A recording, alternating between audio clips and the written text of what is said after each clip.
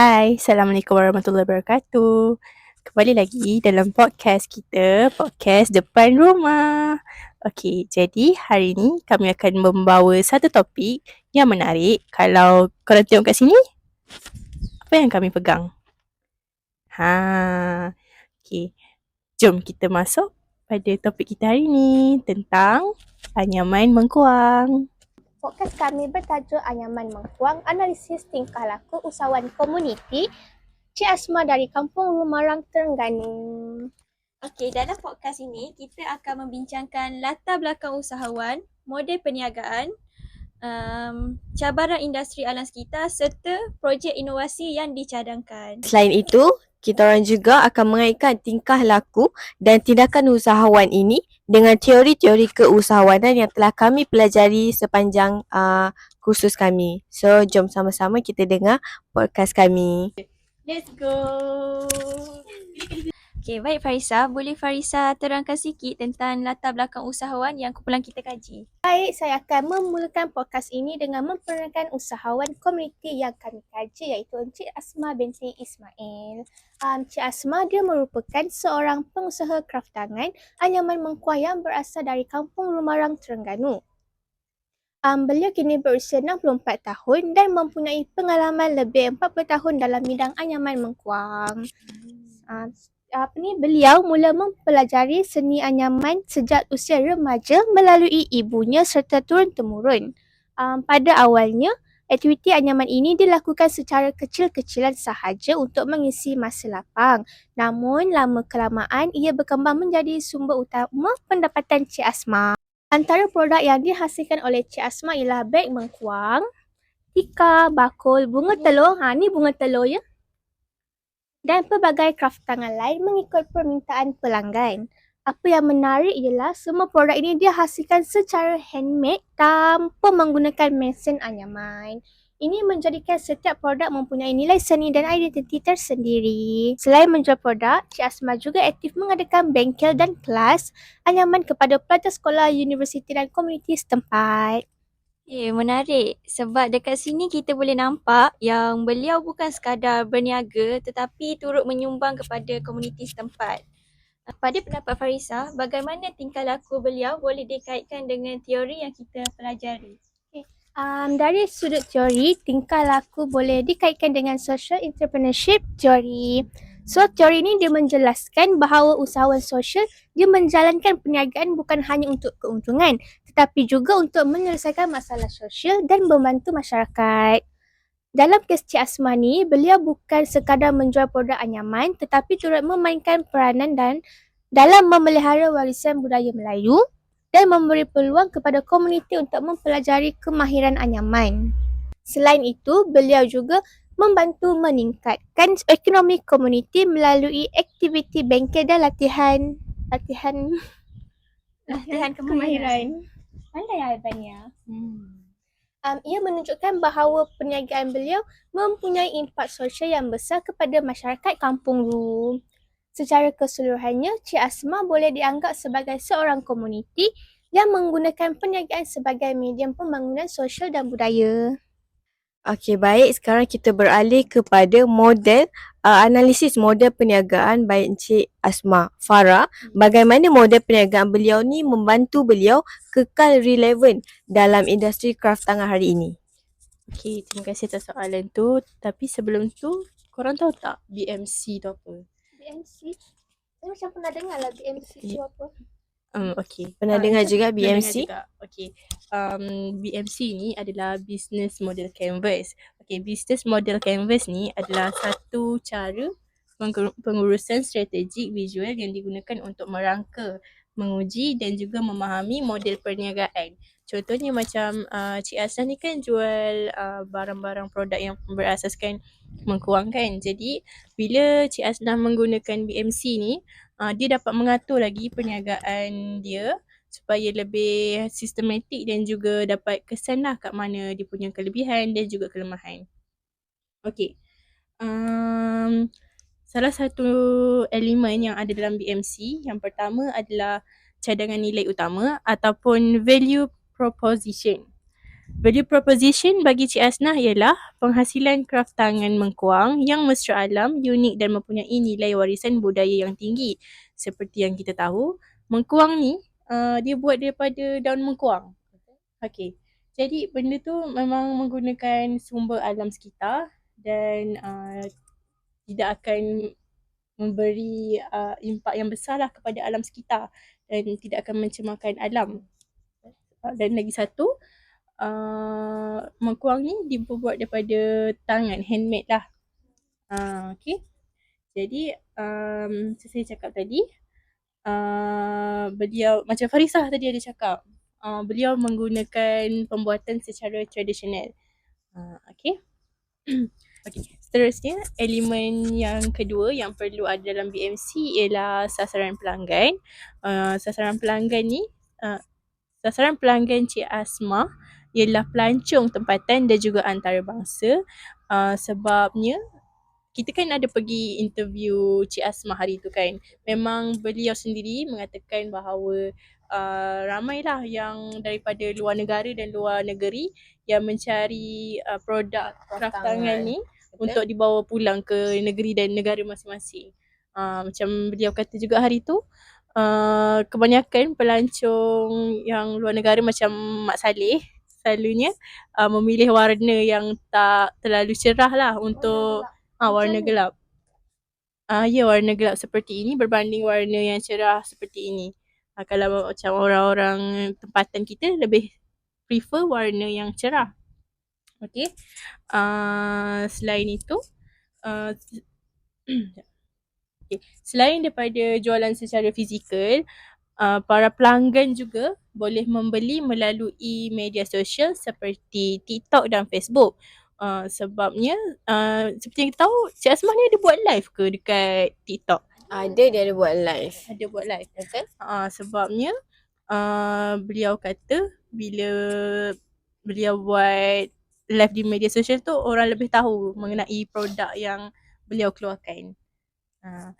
Selain daripada itu juga, beliau juga sering sertai program melibatkan komuniti dan juga pameran kraft tangan bagi memperluaskan pasaran produk dia sendiri. Menarik Farah, jadi penggunaan media sosial dan jaringan komuniti sebenarnya membantu perniagaan Cik Asmah ni. Okey, boleh tak Farah jelaskan bagaimana perkara ini boleh dijelaskan melalui teori keusahawanan yang kita belajar selama ni? Okey, kalau nak dijelaskan ikut teori yang kita pernah belajar, salah satu teori yang kita pernah belajar adalah entrepreneurship ecosystem theory. Jadi, Cik Asmah ni sebenarnya dipengaruhi oleh persekitaran dan juga jaringan sokongan yang ada di sekeliling beliau. Sebagai contoh, beliau mendapat manfaat dari sumber alam iaitu dekat Marang sendirilah, komuniti Kampung Ru tu, sokongan daripada orang sekeliling dan juga institusi seperti Kraft Tangan Malaysia dapat membantu beliau mengembangkan lagi perniagaan beliau. Semua elemen ni membentuk satu ekosistem keusahawanan yang menyokong kelangsungan perniagaan beliau.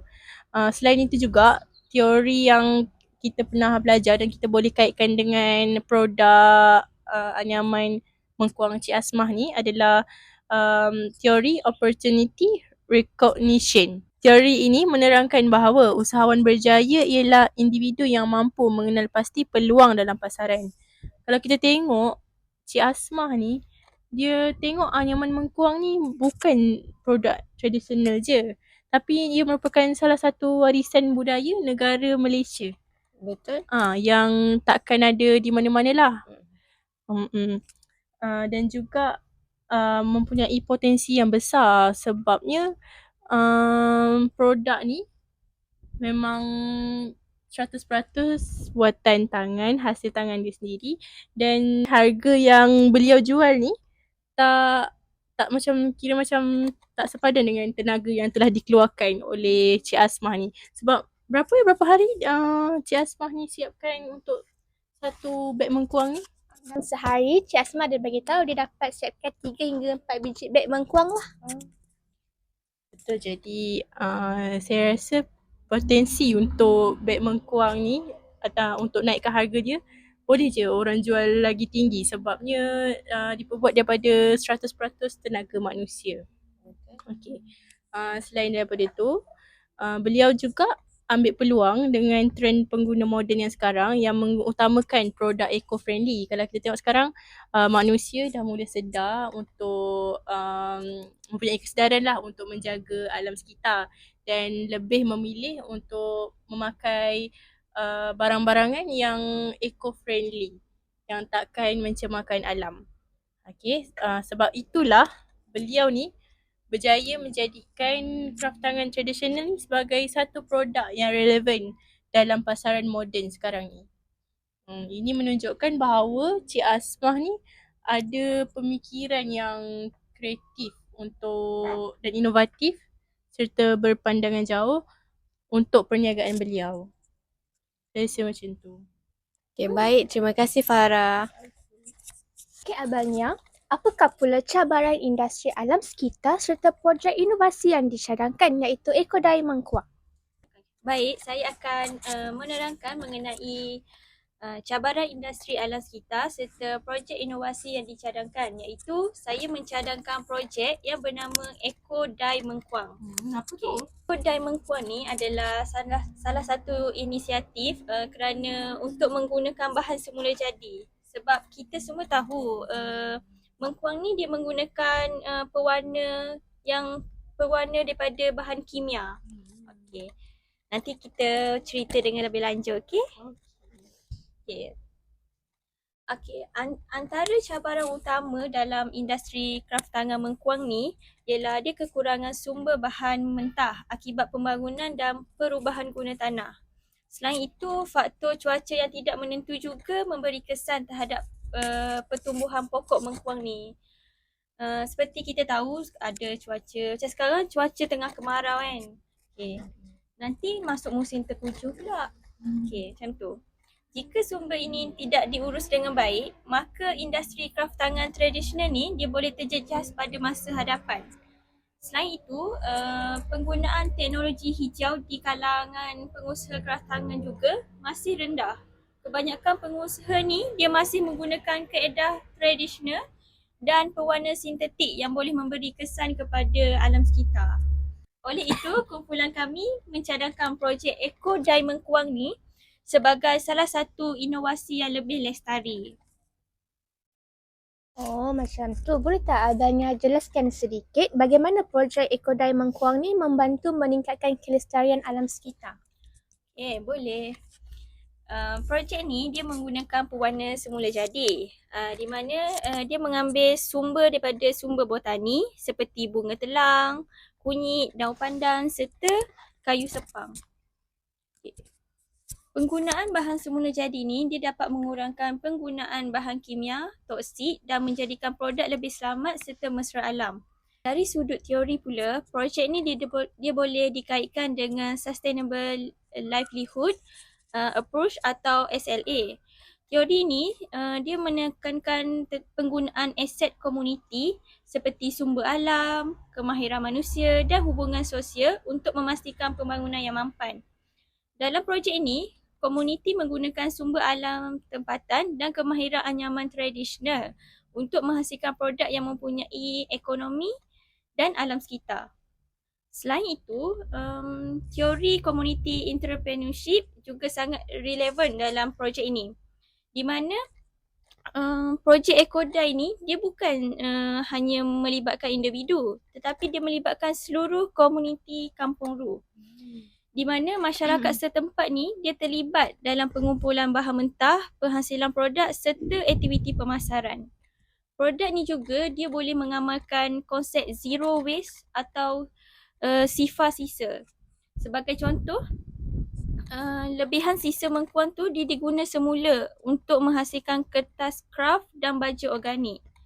Okay. Dekat sini, kita dapat lihat bahawa keusahawanan komuniti dia boleh dijalankan secara lestari tanpa menjejaskan alam sekitar.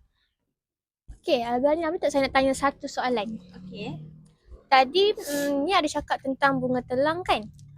Boleh tak terangkan dengan lebih detail sedikit pasal bunga telang tu? Bunga Telang ni merupakan salah satu inisiatif projek Ekodai, Ekodai Mengkuang ni lah. Bunga Telang ni dia merupakan sumber semula jadi yang kita ganti dengan pewarna sintetik tu, di mana bunga telang ni kita gunakan sebagai bahan pewarna untuk warna biru. Daun pandan untuk warna hijau, kunyit untuk warna kuning, serta buah naga tu. Buah naga tu sekarang memang tengah viral. Orang gunakan dia untuk sebagai warna pink muda, merah jambu ataupun merah. Okay. So, macam warna merah ni lah. Ni kalau kita lihat dekat bunga telur ni, warna dia digunakan oleh pewarna sintetik yang guna bahan kimia tu. Jadi inisiatif daripada cadangan saya adalah kita boleh guna daripada bahan-bahan semula jadi tu lah. Dekat sini kita boleh apa yang kita boleh kurangkan pencemaran alam sekitar. Macam zero waste tadi tu. Faham. Okay, terima kasih Nia. Sama. Tapi nak tanya boleh tak? Okay, boleh. Tadi kan awak cakap komuniti akan terlibat. Jadi maksudnya komuniti tu perlu dibayar upah ataupun secara sukarela membantu perniagaan Cik Asmah ni?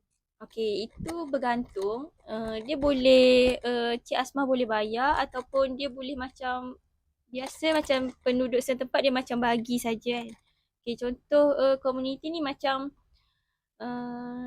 ada jiran Cik Asmah ataupun jiran-jiran setempat lah yang tanam pokok bunga telang, daun pandang apa semua tu. Dia boleh bagi dekat Cik Asmah. Ataupun Cik Asmah boleh membayar jiran tersebut untuk membeli barang-barang membeli Produk. membeli sumber bahan mentah itu. Tapi macam hari tu kita pergi tanya dekat Cik Asmah sendiri, dia kata dia pernah ada pekerja dulu. Tapi dia macam mana dia bagi tugas pada pekerja tu? Dia suruh pekerja tu buat benda yang simple je kan? Sangat simple. Cuba terangkan sikit. Based on apa yang kita orang temu bual Cik Asmah, dia ada cakap yang dia pernah juga ada pekerja ramai dalam lebih daripada 10 orang.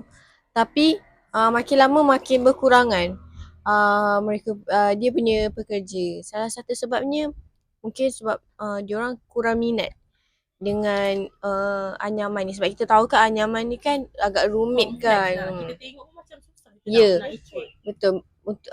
Sesuai untuk orang yang betul-betul minat sahaja dengan anyaman ni. Kalau orang yang tak minat susahlah untuk diorang buat. Diorang tak komit dan tak fokus. Asma cakap juga yang sekarang ni orang muda pun kurang.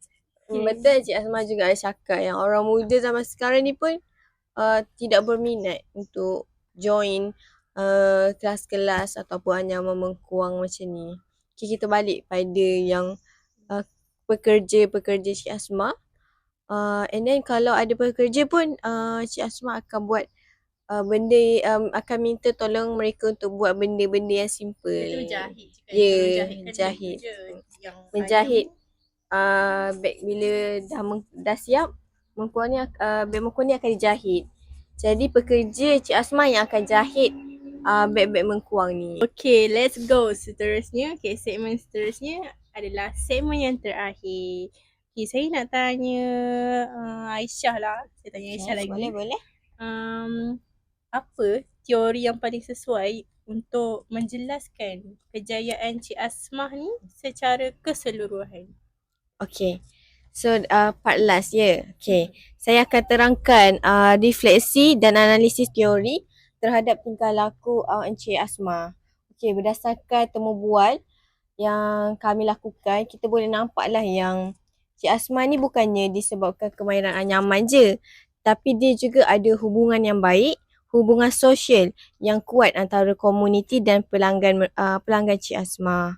Dan benda ni boleh dijelaskan melalui social capital theory yang kami pelajari. Teori ini menekankan bahawa hubungan sosial, kepercayaan dan jaringan komuniti merupakan aset yang penting dalam kejayaan seseorang usahawan seperti Cik Asmah lah. Okay. Dalam kes Cik Asmah ni, hubungan baik dengan pelanggan, komuniti kampung, institusi pendidikan dan platform media sosial membantu Cik Asma mengekalkan perniagaan dia sehingga sekarang lah. So walaupun dah berpuluh tahun, Alhamdulillah dia punya perniagaan masih kekal sampai sekarang.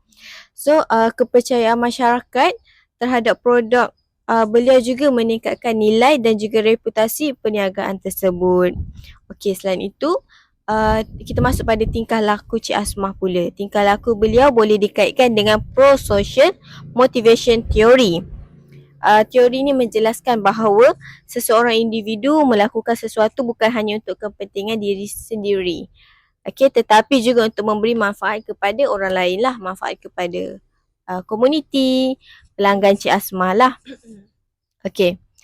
Cik Asmah juga, macam kita tahu kan, Cik Asmah sering berkongsi dia punya ilmu anyaman kepada generasi muda dan juga komuniti walaupun beliau sudah berusia. Sebab kita sendiri temu bual Cik Asmah, dia sendiri memang meminta komuniti ataupun generasi muda untuk belajar dengan dia sebab dia nak turunkan ilmu. Tak payah bayar pun Ya, kan, betul. dia kata.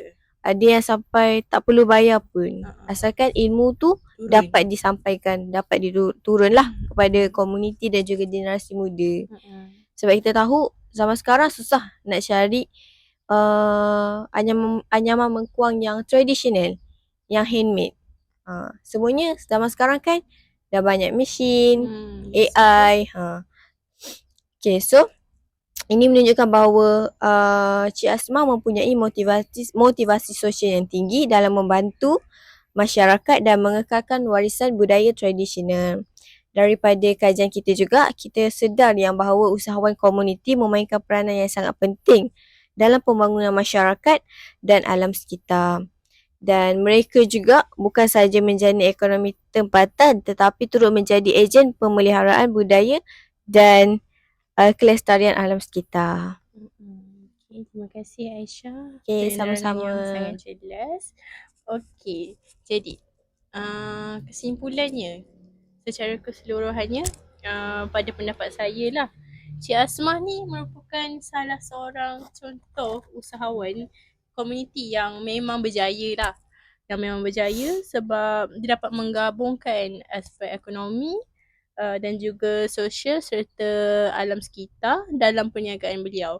Seperti apa yang telah dimention tadi oleh kita semua, memang semua elemen tu ada pada perniagaan Cik Asmah ni dan diri Cik Asmah itu sendiri. Beliau bukan sahaja membantu komuniti menjana pendapatan, malah memastikan seni anyaman tradisional terus diwarisi oleh generasi akan datang. Okey, dekat sini kita dapat lihat bahawa projek Ekodai Mengkuang ini dapat dilihat macam mana inovasi teknologi hijau ni dapat meningkatkan industri kraft tangan tempatan. Okay, secara keseluruhannya, keusahawanan komuniti memainkan peranan ataupun pendekatan yang penting dalam membangunkan komuniti secara mampan dan seimbang. Okay, sampai sini sahaja podcast kami tentang anyaman mengkuang by Cik Asmah. Bye.